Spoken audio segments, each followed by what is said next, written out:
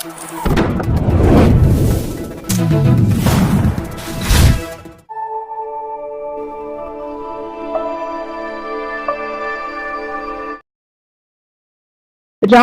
மாவட்டம் சோளிங்கர் பள்ளி ஆண்டு விழாவில் வெயிலில் தவித்த மாணவிகள்.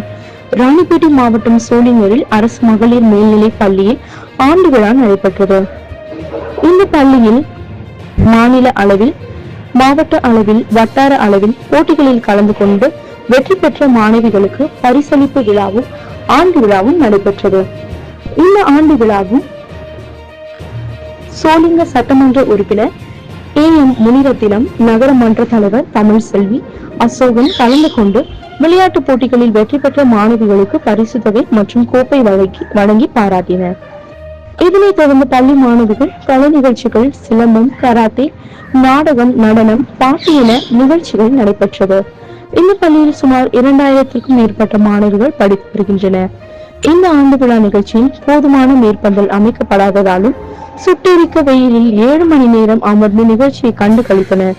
நிகழ்ச்சியை காண வந்த பெற்றோர்களுக்கு அமர்வதற்கு உண்டான சேர் இல்லாமல் நிகழ்ச்சியை நின்று கொண்டே கண்டு கழித்தனர்.